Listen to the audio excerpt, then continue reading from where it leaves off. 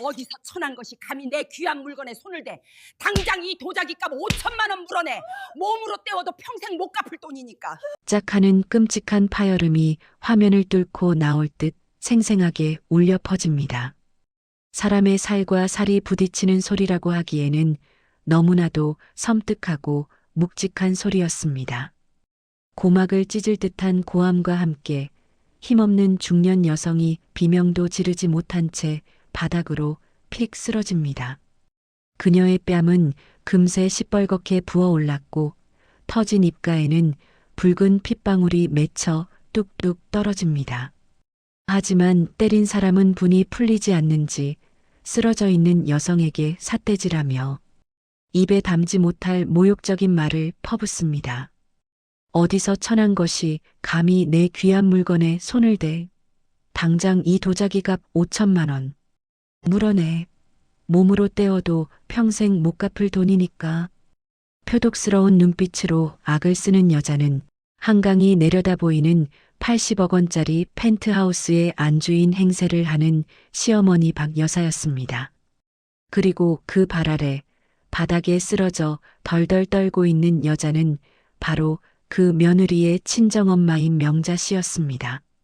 퇴근길 자신의 엄마가 시어머니에게 무참히 뺨을 맞는 장면을 목격한 며느리 연주. 과연 그녀는 이 기막힌 상황에서 어떤 선택을 했을까요? 지금부터 머리끝까지 피가 거꾸로 솟지만 끝내 가슴이 뻥 뚫리는 통쾌한 사이다. 복수극을 시작합니다. 이곳은 서울 시내가 한눈에 내려다 보이는 80억 원 상당의 최고급 펜트하우스 거실입니다.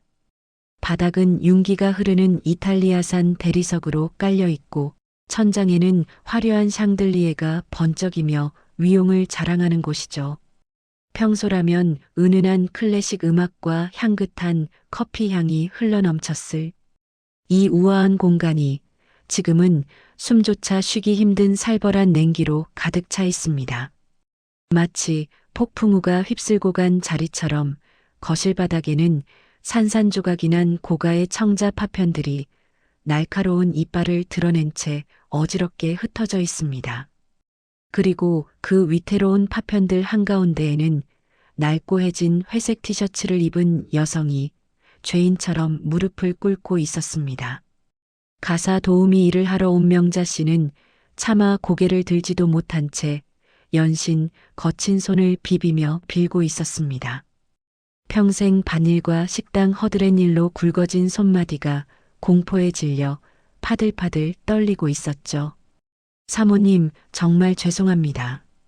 제가 닦다가 그만 손이 미끄러져서 죽을 죄를 지었습니다. 한 번만 용서해 주십시오.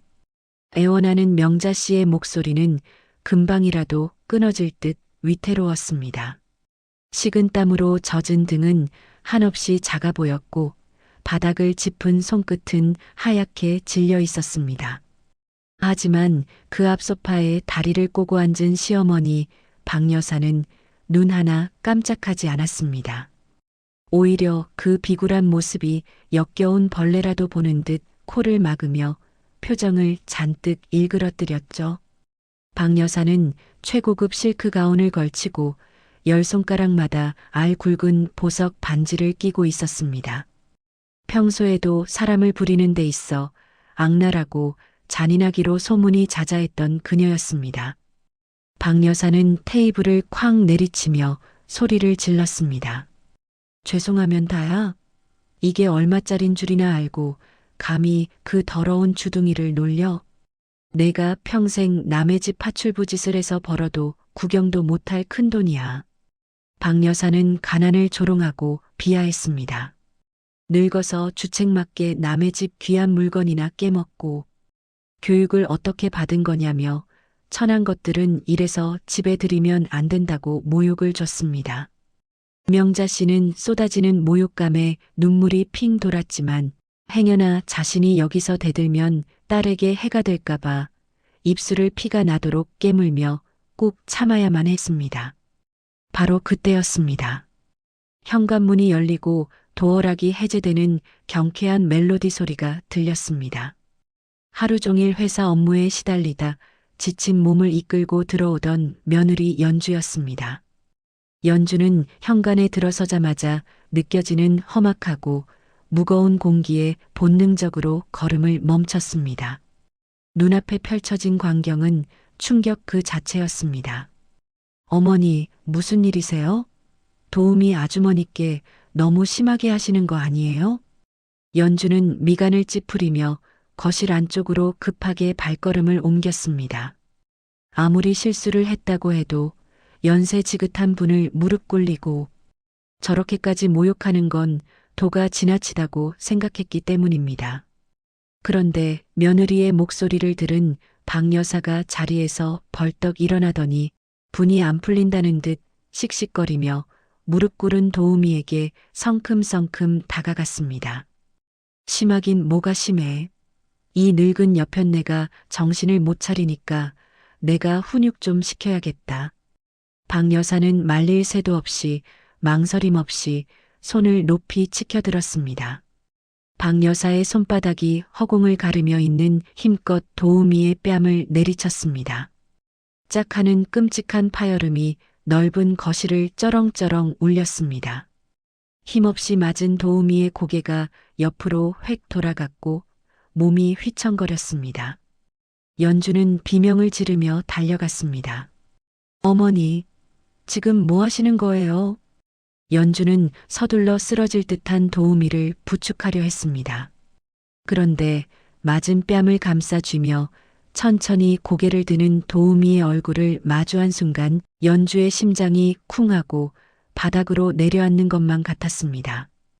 헝클어진 희끗희끗한 머리카락, 고생으로 깊게 패인 눈가의 주름, 그리고 연주를 보고 소스라치게 놀라며 황급히 고개를 숙이는 그 겁먹은 눈빛. 바로 자신의 친정 엄마였습니다. 엄마. 연주의 입에서 믿을 수 없다는 듯한 신음이 새어나왔습니다. 지방에 내려가 편히 쉬고 계신 줄 알았던 엄마가 왜 이곳 시어머니의 집에서 뺨을 맞고 있는 걸까요? 연주의 머릿속이 하얗게 변했습니다. 연주는 떨리는 손으로 엄마의 어깨를 감싸 안았습니다. 엄마의 몸은 사시나무 떨듯 격렬하게 떨리고 있었습니다. 명자 씨는 딸을 보자마자 반가움보다는 미안함과 당혹감이 뒤섞인 눈빛으로 급하게 고개를 돌렸습니다. 딸이 시어머니 앞에서 자기 때문에 곤란해질까봐 부은 뺨을 손으로 가리며 황급히 몸을 움츠리는 엄마의 모습에 연주의 가슴은 갈기갈기 찢겨나가는 것만 같았습니다. 엄마가 왜 여기 있어? 그리고 얼굴은 이게 다 뭐야? 연주의 목소리가 물기에 젖어 파르르 떨렸습니다. 하지만 엄마는 연주의 눈을 피하며 기어들어가는 목소리로 말했습니다. 연주야, 미안하다. 내가 잘못했다. 그냥 내가 실수해서 그런 거니까 너는 신경 쓰지 마라. 이 애달픈 모녀의 상봉을 지켜보던 박 여사의 반응은 기가 찰 노릇이었습니다.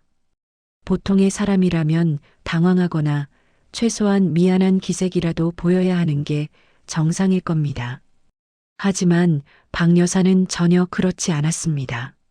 박 여사는 평소 며느리의 친정을 지독히도 무시해 왔기에 얼굴조차 제대로 기억하지 못하고 있었습니다. 그저 돈 없는 집안 사람 정도로만 취급했으니까요. 박 여사는 흥미롭다는 듯 입꼬리를 비릿하게 올리며 팔짱을 꼈습니다. 아, 얘가 내 그 볼품없는 친정 어미니? 세상 참 좁다더니 이런 악연이 다 있네. 잘됐어. 딸녀는 시댁 무시하고 뻣뻣하게 굴더니 그 어미는 내 귀한 도자기를 깨먹고 아주 쌍으로 천박하게 노는구나. 박 여사의 태도는 너무나도 당당하고 오만했습니다. 마치 더러운 것을 본 듯 눈을 흘기며 혀를 차기까지 했죠. 연주는 끓어오르는 분노를 억누르며 박 여사를 올려다보았습니다. 어머니, 제 엄마인 거 알고 계셨어요? 알면서도 때리신 거예요? 알면 뭐 어쩔 건데? 내 어미면 내 귀한 도자기를 깨도 용서가 된다니? 천한 것들은 아주 뻔뻔하게 노는구나. 박 여사는 한 발짝 더 다가와 명자 씨의 어깨를 발끝으로 툭툭 건드렸습니다. 이봐, 아줌마. 내 며느리가 당신 딸이라서 내가 봐줄 줄 알았어? 어림도 없지. 당장 이 도자기 값 5천만 원 물어내. 못 물어내겠으면 내 딸년 퇴직금이라도 압류할 테니까. 박 여사는 악을 쓰며 돈 타령을 시작했습니다. 5천만 원. 그깟 도자기 하나가 사람보다 귀할까요? 하지만 박 여사에게는 사람의 존엄성 따위는 안중에도 없었습니다. 오직 돈과 자신의 체면만이 중요한 탐욕스러운 노인일 뿐이었죠. 명자 씨는 사색이 되어 연주의 팔을 붙잡았습니다. 연주야, 어떡하니? 5천만 원이라니. 내가 죽어서라도 갚을 테니까 제발 사부인께 빌어라. 내가 잘못했다고 해라. 명자 씨는 딸에게 피해가 갈까봐 덜덜 떨며 다시 무릎을 꿇으려 했습니다. 그 처절한 모성애를 보며 연주는 결심했습니다. 더 이상 참지 않겠다고. 지난 3년간 시집살이를 하며 겪었던 수모와 멸시, 그리고 남편의 무능함까지 참고 견뎌왔던 그 인내의 끈이 툭 하고 끊어지는 순간이었습니다. 연주는 다시 무릎 꿇으려는 엄마의 팔을 강하게 잡아 끌어 일으켰습니다. 엄마, 일어나. 절대 무릎 꿇지 마. 엄마가 뭘 그렇게 잘못했어? 사람보다 귀한 물건이 어디 있다고 그래. 연주의 목소리에는 서늘한 살기가 감돌기 시작했습니다. 하지만 박 여사는 아직 사태 파악을 하지 못한 채 콧방귀를 뀌며 연주를 노려보았습니다. 거실에는 팽팽한 긴장감이 감돌았습니다. 박 여사는 며느리가 감히 자신의 말에 토를 달고 고개를 빳빳이 들고 대든다는 사실에 자존심이 상해 얼굴이 울그락불그락 달아올랐습니다. 어디서 눈을 부라려? 시어머니가 훈육 좀 시켰기로써니. 감히 대들어? 내 어미가 멍청하게 굴어서 매를 번 걸 나더러 어쩌라고. 박 여사의 목소리는 점점 더 높아져 갔습니다. 그녀는 자신이 이 집안의 절대 권력자라고 착각하고 있었습니다.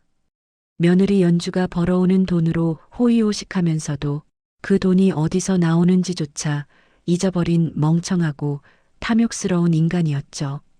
연주는 엄마의 옷에 묻은 먼지를 털어주며 차분하게, 그러나 뼈가 있는 목소리로 말했습니다. 훈육? 지금 훈육이라고 하셨어요? 연주의 눈빛이 매섭게 빛났습니다.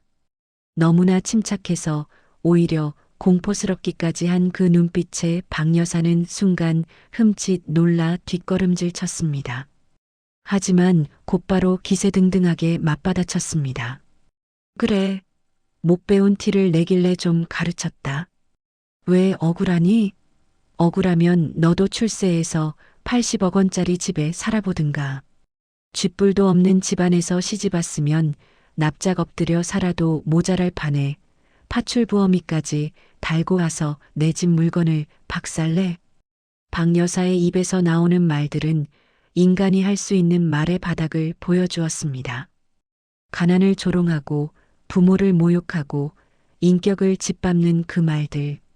명자 씨는 듣다 못해 가슴을 치며 오열했습니다. 사부인 말씀이 너무 지나치십니다. 제가 아무리 못 배우고 가난해도 제 딸은 귀하게 키웠습니다. 제 딸한테 그러지 마세요. 명자 씨가 울먹이며 호소했지만 박 여사는 들은 채도 하지 않았습니다. 지나치긴 뭐가 지나쳐. 사실을 말한 것뿐인데. 그리고 사부인?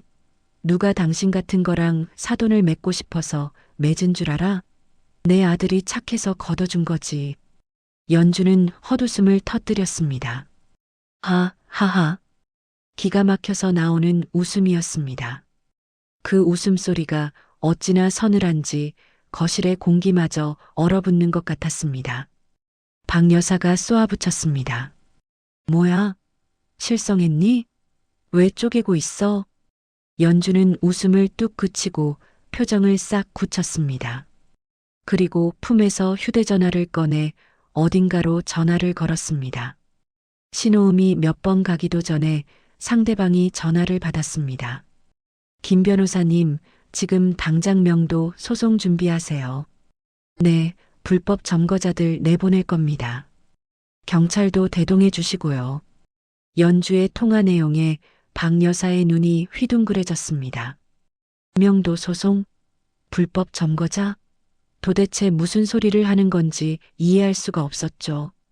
전화를 끄는 연주는 박 여사 앞으로 천천히 다가갔습니다. 또각, 또각. 구두굽 소리가 마치 박 여사의 심장을 조여오는 카운트다운처럼 들렸습니다. 연주는 박 여사의 코앞까지 다가와 나직이 속삭였습니다. 어머니, 뭔가 크게 착각하고 계신 것 같은데.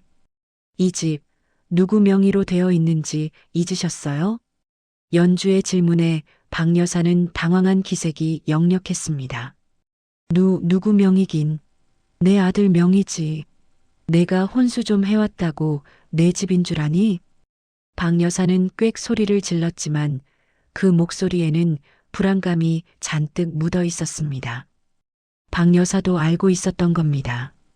자신의 아들이 얼마나 무능력한지, 그리고 이 집이 누구 덕분에 유지되고 있는지 말이죠. 하지만 애써 그 사실을 외면하며 살아왔던 박 여사의 허상에 연주가 돌을 던지기 시작했습니다.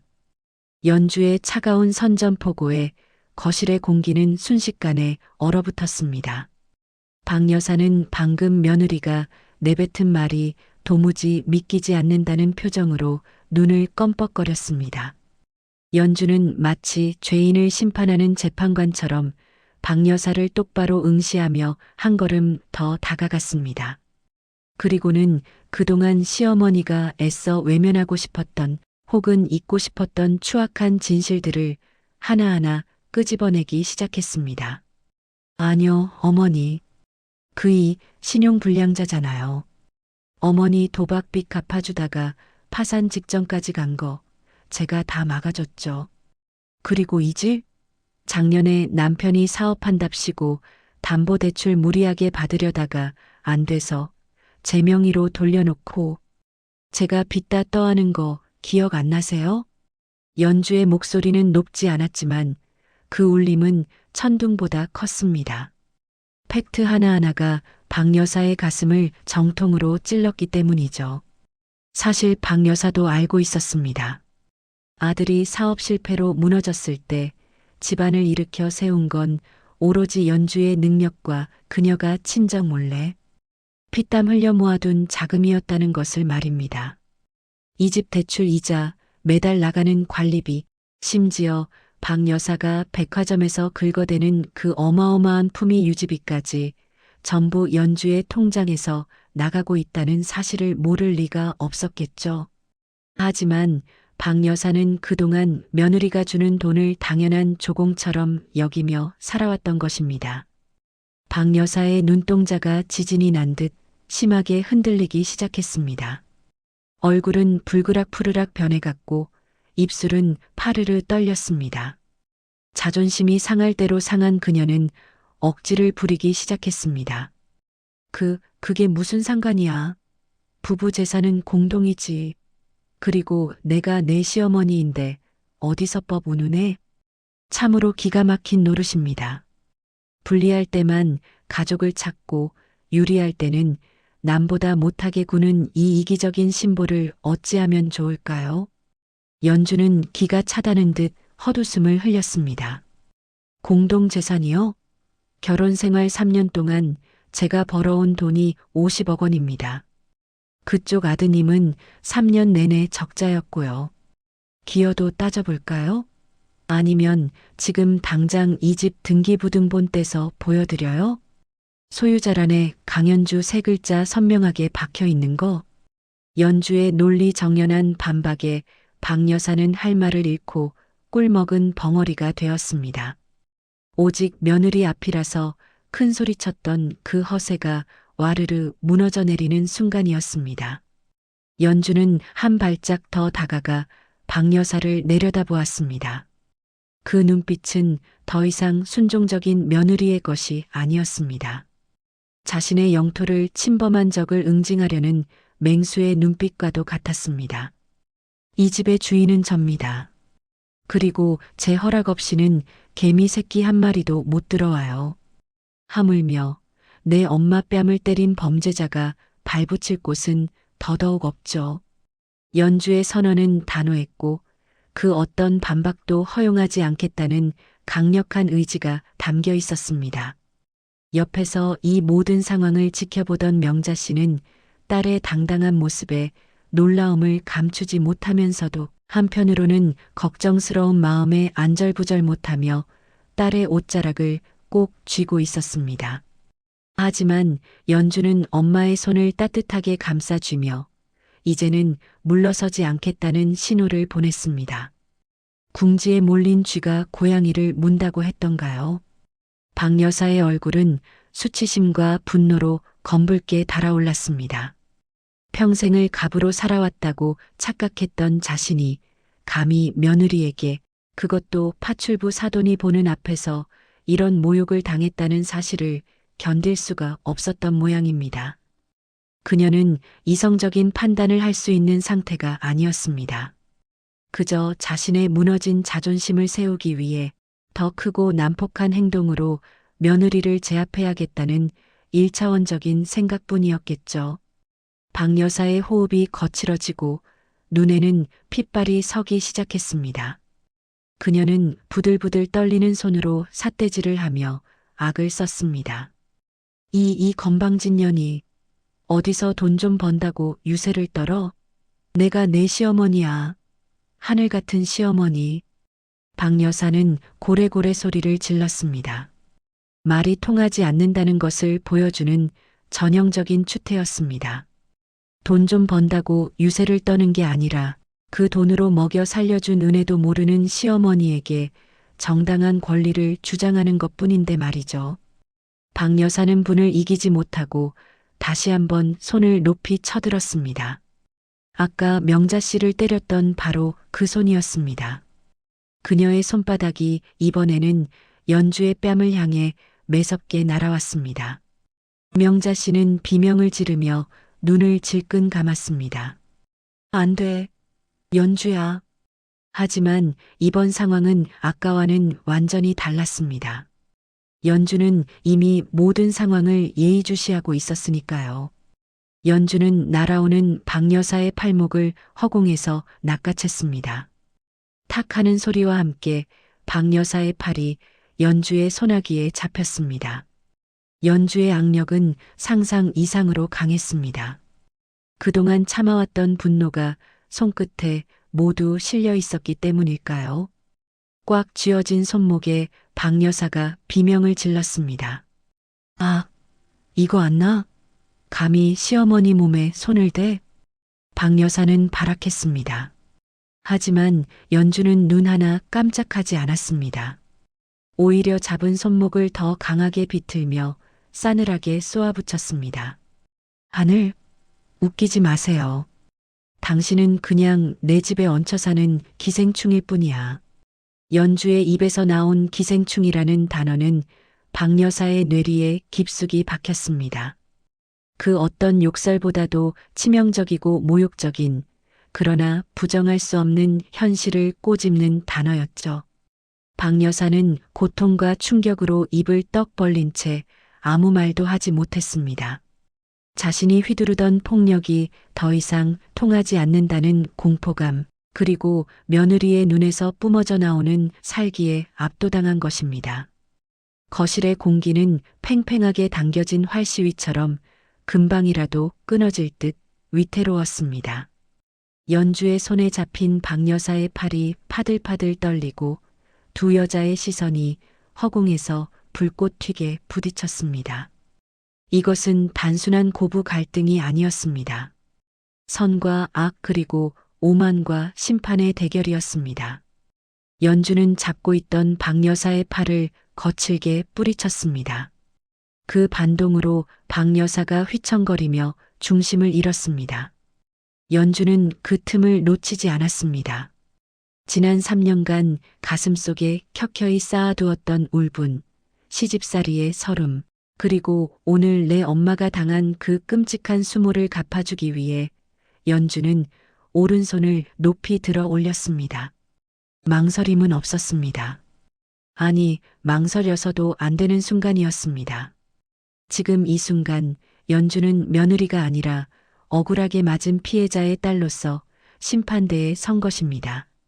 거실의 공기가 순간 멈춘 듯 했습니다. 짝! 거실을 찢어발길 듯한 파열음이 울려 퍼졌습니다. 아까 박 여사가 명자 씨를 때렸던 소리와는 비교도 안 될 만큼 묵직하고 강력한 타격음이었습니다. 80억 원짜리 펜트하우스의 높은 천장이 울릴 정도였으니까요. 연주의 손바닥이 박 여사의 뺨을 정통으로 가격했고 그 충격으로 박 여사의 고개가 90도로 꺾였습니다. 중심을 잃은 박 여사는 비명도 지르지 못한 채 그대로 뒤에 있던 소파 위로 널브러졌습니다. 너무나 순식간에 일어난 일이라 명자 씨는 비명을 지를 새도 없이 입을 틀어막았습니다. 거실에는 찬물을 끼얹은 듯한 정적이 흘렀습니다. 소파에 처박힌 박 여사는 한참 동안 일어나지 못했습니다. 헝클어진 머리카락 사이로 드러난 그녀의 뺨은 순식간에 시뻘겋게 부어올랐고 5손가락 자국이 선명하게 새겨졌습니다. 평생 남을 때려보기만 했지 맞아본 적은 없었던 박 여사였습니다. 믿을 수 없는 현실에 박 여사는 넋이 나간 표정으로 연주를 올려다보았습니다. 입술이 파르르 떨리며 말문이 막힌 듯 뻐끔거렸습니다. 너 지금 천하의 박 여사가 며느리에게 뺨을 맞다니 그녀의 인생 시나리오에는 없던 전개였을 테니까요. 하지만 연주는 흐트러짐 없는 자세로 널브러진 박 여사를 차갑게 내려다보았습니다. 그녀의 호흡은 약간 거칠어져 있었지만 표정은 그 어느 때보다 냉정하고 서늘했습니다. 연주는 떨고 있는 박 여사를 향해 비수 같은 말을 던졌습니다. 왜요? 억울하세요? 억울하면 어머니도 80억 원 벌어서 집 사세요. 아, 참. 어머니 빚만 20억 원이라 못하시겠구나. 연주의 말은 박 여사의 심장을 후벼 팠습니다. 평소 돈으로 사람을 무시하고 급을 나누던 시어머니에게 똑같이 돈으로 그 위치를 확인시켜주는 것만큼 잔인하고 확실한 복수는 없었을 것입니다. 연주는 아직 충격에서 헤어나오지 못한 박 여사에게 다가가 확인 사살을 하듯 쐐기를 박았습니다. 똑똑히 들어요. 내 엄마 뺨 때린 데가 방금 돌려드렸습니다. 그리고 이제 이자까지 쳐서 받으려고요. 연주의 선언은 끝이 아니었습니다. 이제부터가 진짜 시작이라는 것을 알리는 신호탄이었습니다. 눈에는 눈, 이에는 이. 함무라비 법전보다 더 냉혹한 며느리의 심판이 내려진 것입니다. 박 여사는 그제야 공포에 질린 눈으로 연주를 바라보았습니다. 자신이 건드려서는 안 될 영린을 건드렸다는 것을, 그리고 이제 이 집에서 자신의 자리는 완전히 사라졌다는 것을 뼈저리게 느끼기 시작했을 것입니다. 연주의 등 뒤로 붉은 노을이 비치며 마치 승리의 여신처럼 혹은 복수의 화신처럼 그녀를 비추고 있었습니다. 연주는 거실 한 구석에 신주단지처럼 모셔져 있던 박 여사의 명품 가방 진열장으로 성큼성큼 걸어갔습니다. 박 여사가 며느리의 카드로 긁어 모은 샤넬, 에르메스, 루이비통 가방들이 조명을 바다번쩍거리고 있었죠. 박 여사가 목숨보다 아끼는 것들이었습니다. 연주는 망설임 없이 가장 비싼 악어 가죽 가방을 집어들었습니다. 박 여사의 눈이 찢어질 듯 커졌습니다. 설마 하던 일이 벌어졌습니다. 연주는 손에 잡히는 대로 가방과 옷가지들을 현관 쪽으로 집어 던지기 시작했습니다. 수천만 원을 호가하는 명품 가방들이 바닥을 구르며 볼품없는 쓰레기처럼 처박혔습니다. 나가세요. 당장. 연주의 목소리는 시베리아 벌판의 바람보다 차가웠습니다. 널브러져 있던 박 여사는 기겁하며 가방을 향해 기어갔습니다. 자신의 몸보다 가방이 더 소중한 듯 바닥을 기어가 가방을 끌어안으며 비명을 질렀습니다. 안 돼. 내 가방. 이게 얼마짜린데. 너 미쳤어? 당장 그만두지 못해? 박 여사는 악을 썼지만 공포심의 목소리가 심하게 떨리고 있었습니다.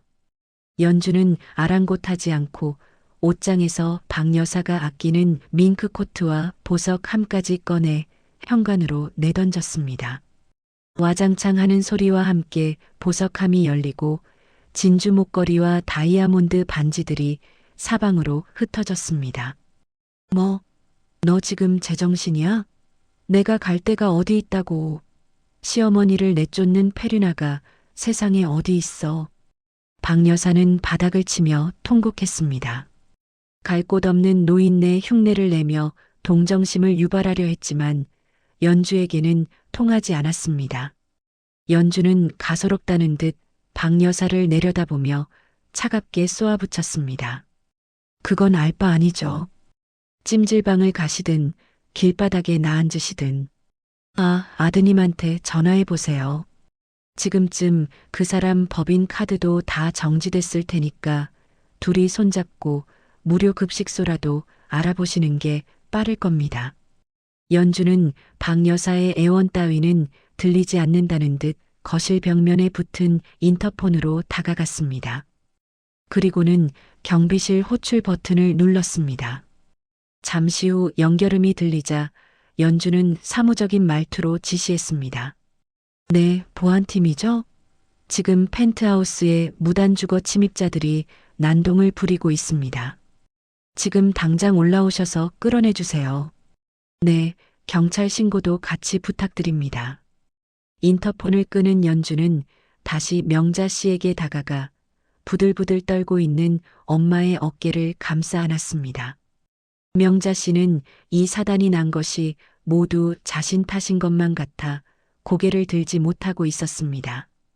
평생을 참고 살아온 엄마가 딸이 이혼녀가 될까봐 자신의 뺨이 부어오른 것도 있고 사돈 걱정을 하고 있습니다. 연주는 엄마의 손을 꼭 잡으며 단호하게 말했습니다. 엄마, 걱정 마. 나 이혼할 거야. 이런 쓰레기 소굴에서 엄마랑 나 더 이상 희생하면서 안 살아. 내가 다 알아서 할게. 그때였습니다. 박 여사가 뒤늦게 상황 파악을 하고 연주의 바짓가랑이를 잡으려 기어왔습니다. 보안 요원이 올라온다는 말에 겁을 집어먹은 것입니다. 강연주, 너 정말 이럴 거야? 내가 잘못했다. 잠깐만 얘기 좀 해. 우리가 가족끼리 오해가 좀 있었던 것 같은데. 하지만 연주는 가차없이 발을 빼며 박 여사의 손길을 뿌리쳤습니다. 닿는 것조차 불결하다는 듯 옷을 털어내며 싸늘하게 내려다보았습니다. 손대지 마세요. 더러우니까. 보안 요원들 올라오면 곱게 나가시는 게 좋을 겁니다. 안 그러면 제가 도자기 값 대신 어머니가 아끼시는 그 밍크 코트랑 보석들 싹 다 팔아서 기부해 버릴 테니까. 박 여사는 연주의 서슬 퍼런 기세에 눌려 더 이상 다가오지 못하고 주저앉아 망연자실한 표정을 지었습니다. 현관 앞에는 박 여사의 허영심을 상징하는 명품들이 쓰레기 더미처럼 쌓여 있었고 그것은 곧 무너져 내린 박 여사의 자존심 그 자체였습니다. 현관문이 다시 한번 열리고 이 집의 명목상 바깥 양반이자 박 여사의 금쪽 같은 아들인 민호가 들어옵니다. 그는 집안 꼴이 어떻게 돌아가는지도 모른 채 콧노래를 흥얼거려며 들어섰습니다. 하지만 현관에 들어서자마자 발에 채는 명품 가방들과 깨진 도자기 파편 그리고 널브러져 통곡하고 있는 엄마를 발견하고는 입을 다물지 못했습니다. 민호는 눈이 휘둥그레져서 거실로 뛰어들어왔습니다. 여보, 이게 다 무슨 일이야? 엄마 엄마 왜 울고 있어? 아니, 집구석이 왜 이 모양 이 꼴이야? 민호는 사태를 파악하려 두리번거렸습니다. 소파에 주저앉아 엉엉 울고 있는 박 여사의 뺨이 시뻘겋게 부어 있는 것을 본 민호는 순간적으로 눈이 뒤집혔습니다. 그는 앞뒤 상황을 따져볼 생각도 하지 않고 곧바로 연주에게 달려들어 삿대질을 해댔습니다. 강연주, 너 지금 엄마한테 무슨 짓을 한 거야? 내가 감히 시어머니를 때렸어? 너 미쳤어? 민호의 목소리는 찌질하기 짝이 없었습니다. 평소에는 연주에게 용돈을 탔으며 비위나 맞추던 주제에 엄마가 당한 것 같으니 가장 노릇이라도 하려는 듯 목에 핏대를 세웠습니다. 연주는 그런 남편을 보며 한심하다는 듯 혀를 찼습니다. 남편이라는 작자가 집에 와서 제일 먼저 한 말이 아내의 안부를 묻는 것도 아니고 오로지 제 엄마 편을 들며 아내를 다그치는 것이라니. 연주는 이 남자와 살아온 3년의 세월이 끔찍하게 후회되었습니다. 오셨어요? 안 그래도 기다리고 있었는데 잘 됐네요. 이거 받고 같이 나가세요. 연주는 거실 테이블 위에 미리 준비해 두었던 서류 봉투를 집어들어 민호의 가슴팍에 팍 하고 던졌습니다. 봉투가 민호의 가슴을 때리고 바닥으로 툭 떨어졌습니다. 민호는 얼떨결에 봉투를 주워들고 내용을 확인했습니다. 서류의 맨 윗장에는 이혼 소장이라는 4글자가 굵고 선명하게 박혀 있었습니다. 이혼? 너 지금 제정신으로 하는 소리야? 고작 이런 일로 이혼을 해? 내가 널 어떻게 생각하는데? 민호는 손을 부들부들 떨며 소리쳤습니다. 하지만 그 떨림은 아내를 잃을까봐 두려워하는 것이 아니라 자신의 편안한 돈줄이 끊길까봐 두려워하는 비겁한 떨림이었습니다. 연주는 팔짱을 끼고 남편을 차갑게 비웃었습니다. 고작 이런 일? 당신 엄마가 내 엄마 뺨을 때렸어. 그것도 내 집에서 가사 도우미라고 무시하면서 말이야. 그런데 그게 고작 이런 일이야? 연주의 말에 민호는 잠시 멈칫하며 명자 씨를 쳐다보았습니다. 구석에서 고개를 숙이고 있는 명자 씨를 본 민호는 그제야 상황이 어떻게 된 건지 대충 짐작이 갔습니다. 하지만 그는 여전히 뻔뻔했습니다. 아니, 장모님이 여기 왜 계셔? 그리고 엄마가 모르고 그러신 거잖아. 실수 좀 하신 거 가지고 며느리가 돼서 시어머니를 폭행하고 이혼을 요구해. 내가 그러고도 사람이야? 민호는 끝까지 엄마 편을 들며 연주를 몰아세웠습니다. 그는 자신의 엄마가 어떤 사람인지, 그리고 자신의 아내가 얼마나 참고 살았는지 전혀 이해하지 못하는 천하의 불효자이자 빵점짜리 남편이었습니다. 연주는 더 이상 대꾸할 가치도 없다는 듯 고개를 저었습니다. 당신이나 당신 엄마나 어쩜 그렇게 똑같니? 피는 못 속인다더니 아주 쌍으로 역겨워. 긴 말 필요 없고 위자료 청구 소송도 같이 들어갈 거니까 변호사 선임이나 알아봐. 아, 돈이 없어서 국선 변호사 써야겠네. 연주의 조롱에 민호는 얼굴이 불그락푸르락해져서 주먹을 쥐고 달려들려 했습니다. 이게 진짜 어디서 남편한테 말을 함부로 해. 하지만 연주는 눈도 깜짝하지 않고 쏘아붙였습니다. 치게? 쳐봐. 치는 순간 당신은 폭행죄 추가야. 감방에서 콩밥 먹고 싶으면 어디 한번 쳐보시지. 연주의 서슬 퍼런 기세에 민호는 주먹을 허공에서 멈췄습니다. 그는 겁쟁이였으니까요.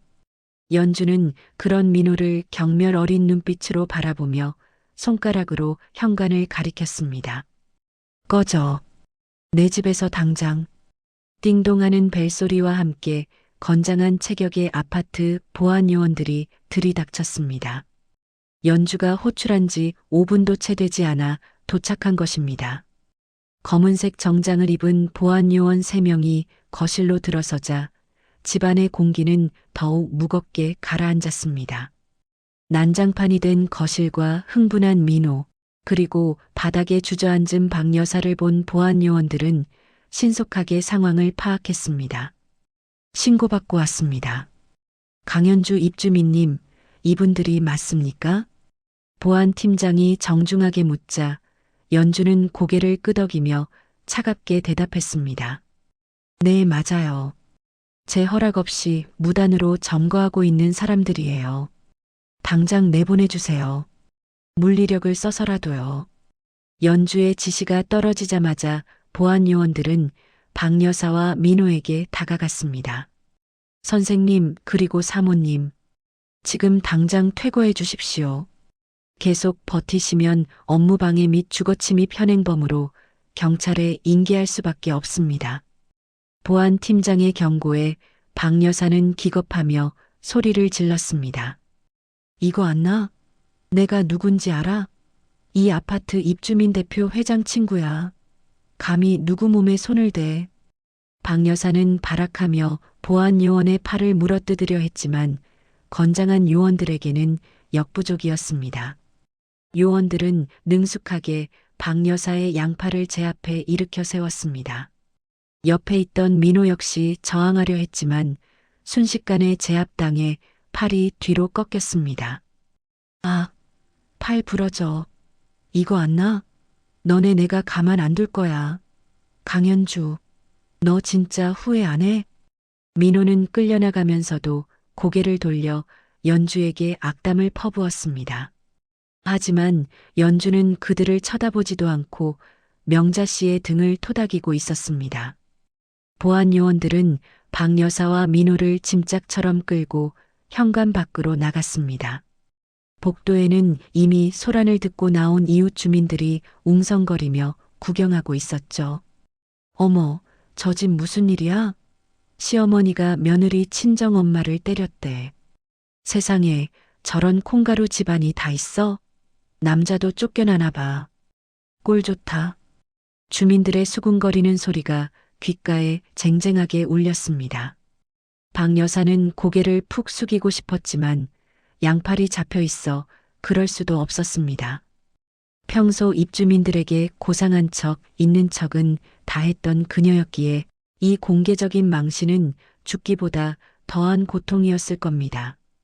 엘리베이터 문이 열리고 요원들은 두 사람을 거칠게 밀어 넣었습니다. 빨리 끌어내세요.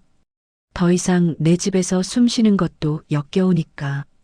연주는 현관문 앞에 서서 그들이 엘리베이터 속으로 사라지는 모습을 끝까지 지켜보았습니다.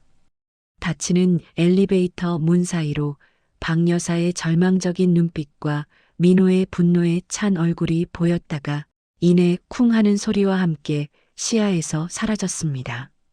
드디어 80억 원짜리 펜트하우스에서 암적인 존재들이 완전히 제거된 것입니다. 연주는 그제야 긴장이 풀린 듯 깊은 한숨을 내쉬었습니다. 그리고 천천히 현관문을 닫았습니다. 묵직한 현관문이 철컥하고 잠기는 소리가 마치 승리의 종소리처럼 거실에 울려 퍼졌습니다. 연주는 뒤를 돌아 멍하니 서 있는 엄마를 보며 환하게 미소 지었습니다. 엄마, 이제 다 끝났어. 이제 우리 둘뿐이야.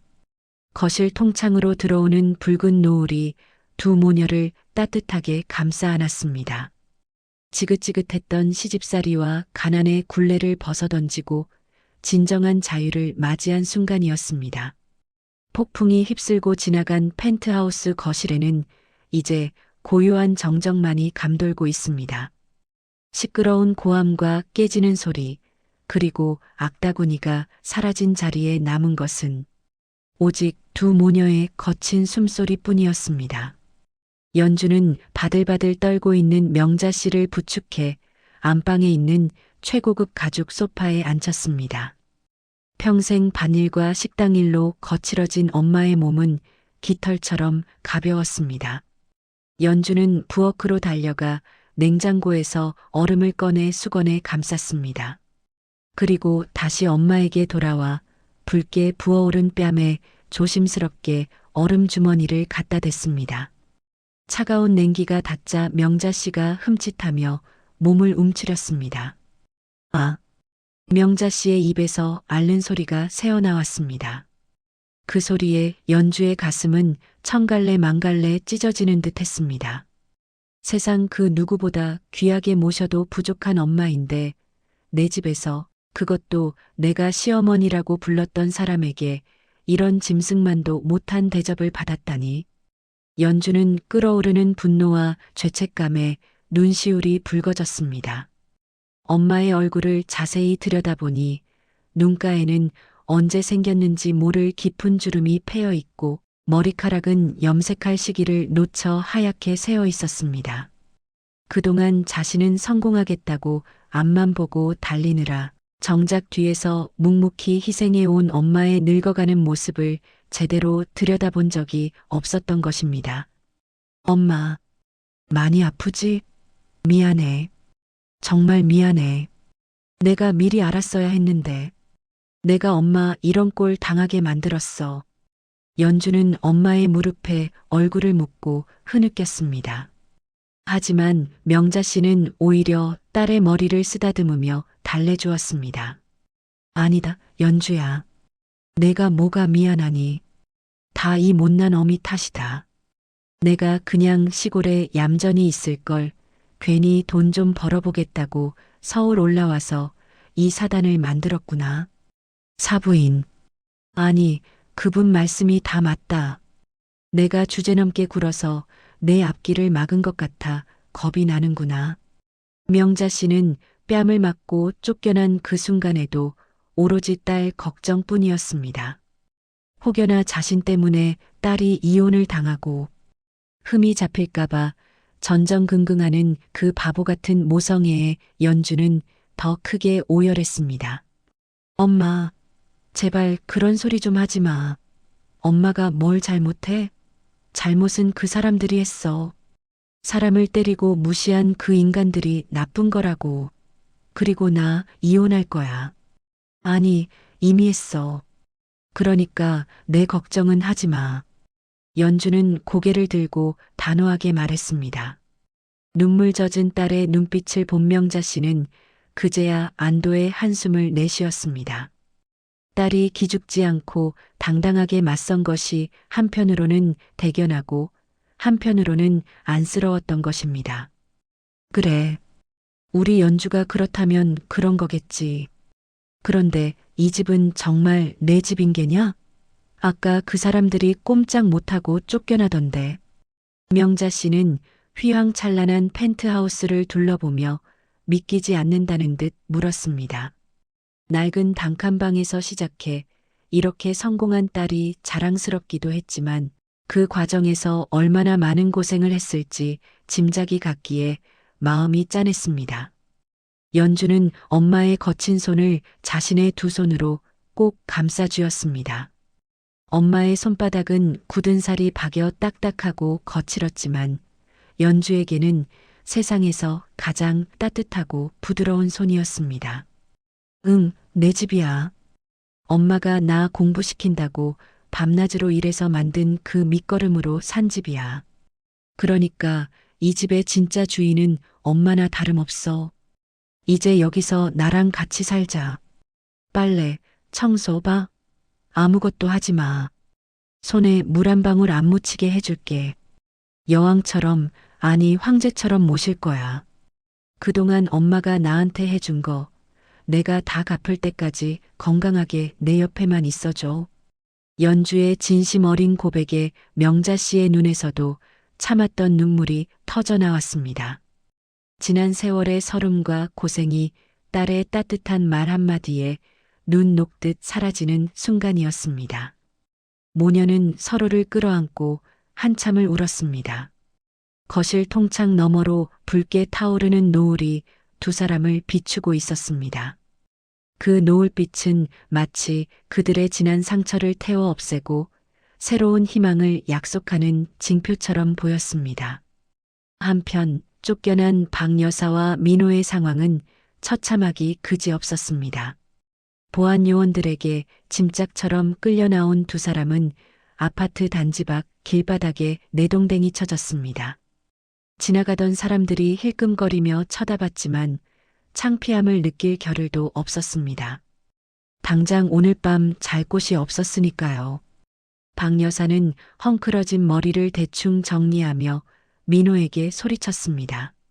아, 너 지갑 있어? 카드라도 꺼내봐. 일단 호텔이라도 가서 쉬어야 할 거 아니야. 민호는 주머니를 뒤적거려 지갑을 꺼냈습니다. 하지만 지갑 속에 있는 법인 카드는 이미 연주가 정지시킨 상태였습니다. 근처 편의점 현금 인출기에 카드를 넣어봤지만 거래 정지된 카드라는 매정한 문구만 뜰 뿐이었습니다. 엄마, 카드 다 정지됐어. 현금도 하나도 없는데 어떡하지? 민호가 울상을 짓자 박 여사는 털썩 주저앉아 땅을 쳤습니다. 아이고, 내가 전생에 무슨 죄를 지어서 저런 독한 며느리를 만났을꼬? 시어머니를 빈털터리로 내쫓아? 천벌을 받으련. 박 여사는 악담을 퍼부었지만 허공에 흩어지는 메아리일 뿐이었습니다. 두 사람은 결국 입고 나온 옷가지 몇 개만 챙긴 채 정처 없이 거리를 헤매야 했습니다. 가지고 나온 명품 가방들은 보증서도 없고 급하게 처분할 곳도 마땅치 않아 당장 현금화할 수도 없었습니다. 그야말로 낙동강 오리알 신세가 된 것이죠. 그렇게 며칠이 지났습니다. 화려했던 펜트하우스의 사모님과 도련님은 온데간데 없고 서울역 노숙자와 다름없는 꼴을 한 두 남녀가 연주의 회사 로비에 나타났습니다. 며칠 동안 씻지도 못해 머리는 떡이 졌고 옷에서는 퀴퀴한 냄새가 진동했습니다. 박 여사의 얼굴은 헬쑥해져서 광대뼈가 툭 튀어나왔고 민호는 배가 고파 허리가 구부정하게 굽어 있었습니다. 찜질방 갈 돈도 없어 지하철역과 공원 벤치를 전전하며 밤을 지새운 탓이었습니다. 엄마, 나 배고파 죽겠어. 연주한테 말해서 밥이라도 좀 사달라고 해봐. 아니, 일단 빌어서라도 집에 다시 들어가자. 나 진짜 이렇게는 못 살아. 민호가 징징거리자 박 여사도 더 이상 자존심을 세울 힘이 없었습니다. 배고픔 앞에서는 양반도 없다는 옛말이 딱 맞았습니다. 박 여사는 꼬르륵거리는 배를 움켜쥐며 힘없이 고개를 끄덕였습니다. 그래, 일단 만나서 빌자. 설마 하니 지희 남편이랑 시어머니를 굶어 죽게 놔두겠니? 내가 잠깐 돌아서 실수한 거라고 하면 받아주겠지. 걔가 마음이 약해서 눈물 좀 보이면 넘어올 거야. 박 여사는 여전히 현실 파악을 제대로 못하고 있었습니다. 연주가 단순히 화가 나서 내쫓은 것이라고 가서 빌면 다시 예전처럼 호의호식할 수 있을 거라고 착각하고 있었던 것입니다. 두 사람은 비틀거리는 걸음으로 회사 로비 안내 데스크로 다가갔습니다. 하지만 그들의 행색을 본 경비원이 앞을 막아섰습니다. 어이쿠, 저기요. 여기는 외부인 출입 금지입니다. 잡상인이나 노숙자는 들어오실 수 없습니다. 경비원은 코를 막으며 손을 휘저었습니다. 박 여사는 기가 막혀서 소리를 질렀습니다. 뭐, 노숙자? 이 사람이 눈을 어디다 달고 있어. 나 여기 사장 시어머니야. 강연주 사장 나오라고 해. 하지만 그녀의 외침은 공허했습니다. 헝클어진 머리에 때 묻은 옷을 입은 여자가 사장 시어머니라고 주장하니 누가 믿어주겠습니까? 오히려 미친 사람 취급을 받기 딱 좋았죠. 그때였습니다. 엘리베이터 문이 열리고 말끔한 정장을 차려입은 연주가 비서들과 함께 걸어 나왔습니다. 그녀는 며칠 전보다 훨씬 더 세련되고 당당한 모습이었습니다. 마치 후광이 비치는 듯한 연주의 모습에 로비에 있던 사람들의 시선이 집중되었습니다. 민호는 연주를 발견하자마자 눈이 번쩍 뜨였습니다. 여보, 연주야, 여기야, 우리 여기 있어. 민호는 체면도 있고 연주를 향해 달려가려 했습니다. 하지만 경비원들이 그를 거칠게 제지했습니다. 소란스러운 소리에 연주가 고개를 돌렸습니다. 그녀의 시선 끝에 거짓골을 하고 있는 시어머니와 남편이 걸렸습니다. 하지만 연주의 눈빛에는 반가움이나 연민 따위는 티끌만큼도 없었습니다. 그저 길가에 굴러다니는 돌멩이를 보는 듯한 무미건조하고 차가운 시선뿐이었습니다. 연주는 뚜벅뚜벅 구두 굽소리를 내며 그들 앞으로 다가왔습니다. 가까이서 보니 박 여사와 민호의 몰골은 더욱 가관이었습니다. 박 여사의 명품 코트는 구겨지고 얼룩져 있었고 민호의 얼굴은 수염이 덥수룩하게 자라 있었습니다. 연주에게서 나는 은은한 향수 냄새와 그들에게서 나는 악취가 묘한 대조를 이루었습니다. 연주야. 흑흑, 우리 며느리. 내가 잘못했다. 내가 귀신에 씌었었나 봐. 제발 한 번만 용서해다오. 내 신랑 꼴 좀 봐라. 며칠 굶어서 다 죽게 생겼어. 박 여사는 연주의 바짓가랑이를 잡으려 하며 비굴하게 애원했습니다. 민호 역시 옆에서 손이 발이 되도록 빌었습니다. 여보, 내가 진짜 잘못했어. 다시는 엄마 편 안 들게. 당신이 하라는 대로 다 할게. 제발 집 문만 열어줘. 나 샤워도 하고 싶고 따뜻한 밥도 먹고 싶어. 두 모자의 추태를 지켜보던 직원들이 수군거기 시작했습니다. 하지만 연주는 전혀 개의치 않았습니다. 그녀는 팔짱을 낀 채 싸늘한 목소리로 입을 열었습니다. 누구세요? 저는 이런 가족 둔 적 없는데요. 연주의 한마디에 박 여사의 눈이 휘둥그레졌습니다. 아니, 그게 무슨 소리니? 내가 내 시어머니고 얘가 내 남편이잖니. 부부싸움 좀 했다고 사람을 이렇게 모른 척하면 안 되지. 부부싸움이요? 연주는 헛웃음을 지으며 비서에게 손짓했습니다. 비서는 미리 준비해 두었던 두툼한 서류 봉투를 박 여사에게 건넸습니다. 이게 뭐냐? 박 여사가 떨리는 손으로 봉투를 열어보았습니다. 그 안에는 소장이 가득 들어 있었습니다. 이혼 소장뿐만 아니라 그동안 생활비로 썼던 내역에 대한 반환 청구 소송, 그리고 위자료 청구 소송 서류까지 완벽하게 준비되어 있었습니다. 보시다시피 저는 법적으로 이 관계를 깨끗하게 정리 중입니다. 그리고 하나 더.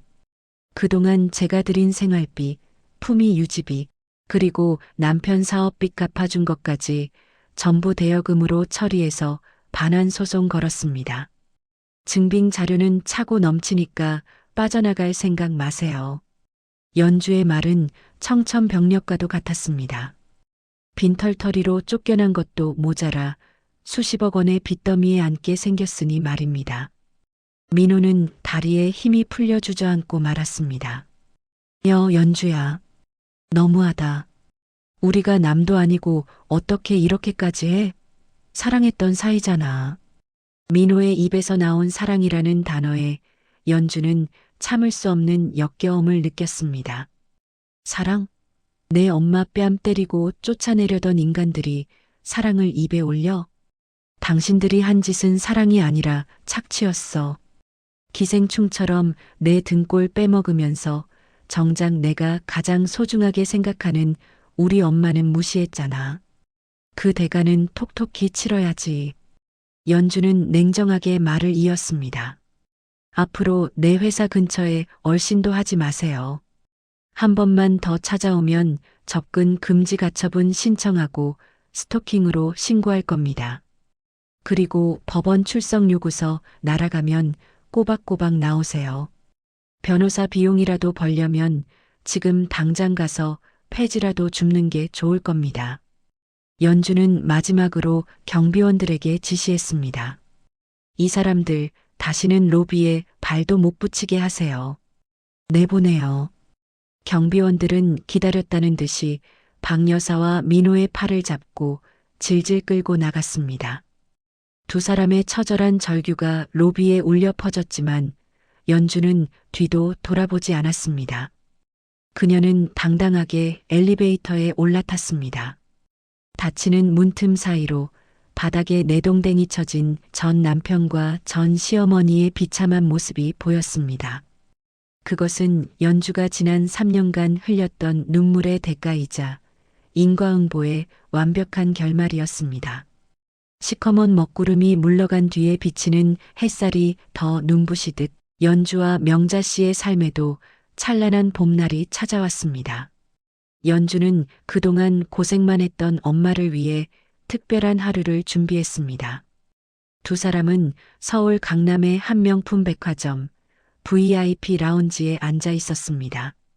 평생 재래시장 좌판이나 싸구려 아울렛만 다녔던 명자 씨는 푹신한 소파와 고급스러운 인테리어에 잔뜩 주눅이 든 모습이었습니다. 직원이 무릎을 꿇고 차를 서빙하자 명자 씨는 어쩔 줄 몰라 하며 엉덩이를 들썩였습니다. 아이고 아가씨, 일어나요. 내가 뭐라고 무릎까지 꿇고 그래. 명자 씨의 순박한 반응에 직원이 미소를 지었고 연주는 엄마의 손을 꼭 잡으며 안심시켰습니다. 엄마, 그냥 편하게 받아. 여기는 손님한테 다 이렇게 해주는 곳이야. 엄마는 충분히 이런 대접받을 자격 있어. 연주는 엄마를 이끌고 여성 의류 매장으로 향했습니다. 마네킹에 걸린 옷들은 가격표를 보면 눈이 튀어나올 정도로 비쌌지만 연주는 가격표 따위는 보지도 않고 엄마에게 어울릴 만한 옷들을 이것저것 골라냈습니다. 우아한 실크 블라우스, 고급스러운 캐시미어 코트, 그리고 편안하면서도 세련된 구두까지. 명자 씨는 거울 속에 비친 자신의 모습을 보며 믿기지 않는다는 표정을 지었습니다. 낡은 티셔츠와 몸빼 바지 속에 감춰져 있던 고운 자태가 드러나자 연주의 눈시울이 붉어졌습니다. 우리 엄마가 이렇게 고운 사람이었는데 그동안 삶의 무게에 짓눌려 빛을 보지 못했던 것입니다. 연주야, 이거 너무 비싼 거 아니니? 옷 한 벌이 무슨 몇백만 원이나 해? 나는 그냥 시장에서 파는 10,000원짜리 티셔츠면 되는데. 명자 씨가 옷 가격을 보고 기겁하며 벗으려 하자 연주는 단호하게 고개를 저었습니다. 아니야, 엄마. 나 돈 많아. 그동안 그 사람들한테 뺏기던 돈, 이제 다 엄마한테 쓸 거야. 그러니까 걱정하지 말고 그냥 입어. 딸이 사주는 거잖아. 쇼핑을 마친 두 사람은 한강이 내려다 보이는 최고급 스카이 라운지 레스토랑으로 향했습니다. 은은한 조명 아래 클래식 음악이 흐르고 접시 하나하나가 예술 작품 같은 코스 요리가 나왔습니다. 명자 씨는 태어나서 처음 먹어보는 스테이크를 조심스럽게 썰어 입에 넣었습니다. 입안에서 살살 녹는 고기 맛에 명자 씨의 눈이 휘둥그레졌습니다. 세상에, 고기가 어쩜 이렇게 부드럽니다. 씹을 것도 없이 넘어가네. 우리 딸 덕분에 내가 호강한다. 호강해. 아이처럼 기뻐하는 엄마의 모습을 보며 연주는 가슴 한구석이 찡해졌습니다. 이렇게 좋아하실 줄 알았으면 진작 모시고 올 걸. 왜 그동안 시댁 눈치 보느라 정작 내 부모는 챙기지 못했을까 하는 후회가 밀려왔기 때문입니다. 하지만 후회는 짧게, 행복은 길게 가져가기로 했습니다. 이제부터라도 못다한 효도를 다하면 되니까요. 엄마, 맛있어? 많이 먹어. 앞으로는 매일 맛있는 거 사줄게. 그리고 다음 주에는 우리 여행 가자. 유럽이든 하와이든 엄마 가고 싶은 곳 다 말해. 여행? 아이고, 나는 비행기도 한 번 못 타봤는데. 그래도 되나 모르겠다. 당연히 되지. 엄마 여권부터 만들자. 이제 고생 끝, 행복 시작이야. 두 모녀는 와인 잔을 부딪히며 건배했습니다. 쨍하는 맑은 소리가 두 사람의 앞날을 축복하는 종소리처럼 들렸습니다. 창밖으로 펼쳐진 서울의 야경은 그 어느 때보다 아름다웠고 서로를 바라보는 모녀의 눈빛은 따스한 사랑으로 가득 차 있었습니다. 화려한 조명 아래 행복한 시간을 보내는 연주 모녀와는 정반대로 도시의 가장 어둡고 습한 곳에는 지옥 같은 삶을 사는 두 사람이 있습니다. 서울 변두리의 허름한 반지하 단칸방. 곰팡이 냄새가 코를 찌르고 천장에서는 쥐가 달리는 소리가 들리는 이곳이 바로 박 여사와 민호의 새로운 보금자리였습니다. 보증금 500만 원에 월세 30만 원짜리 이 방은 그들이 살던 80억 원 펜트하우스 화장실보다도 작고 초라했습니다. 방바닥에는 며칠째 씻지 않은 설거지 거리가 쌓여 있었고 구석에는 소주병이 굴러다니고 있었습니다. 박 여사는 늘어진 러닝셔츠 차림으로 누워 천장만 멍하니 바라보고 있었고 민호는 퉁퉁 부은 얼굴로 라면을 끓이고 있었습니다. 아, 엄마. 라면 냄새 좀 안 나게 할 수 없어? 환기도 안 되는 방에서 미치겠네, 진짜. 민호가 짜증을 내자 박 여사가 벌떡 일어나 소리쳤습니다. 아, 얻어먹는 주제에 말이 많아. 내가 돈을 벌어오든가. 나이 40 먹도록 애미 등골이나 빼먹던 놈이 이제 와서 무슨 유세야? 뭐, 애미 등골? 엄마 때문에 내 인생 망친 거 생각 안 해? 엄마가 장모님 뺨만 안 때렸어도 나 지금 펜트하우스에서 외제차 끌고 다니고 있었어. 엄마 욱하는 성질 때문에 우리가 이 꼴 난 거잖아. 민호는 젓가락을 집어 던지며 대들었습니다. 두 사람은 서로를 탓하며 하루가 멀다 하고 싸워댔습니다. 가난이 문으로 들어오면 사랑은 창문으로 도망간다는 말처럼 돈이 떨어지자 그나마 남아있던 모자간의 정마저 바닥을 드러낸 것입니다. 사실 그들의 관계는 사랑이 아니라 돈으로 묶인 이해관계였을 뿐이었으니까요. 박 여사는 가슴을 치며 통곡했습니다. 아이고 내 팔자야.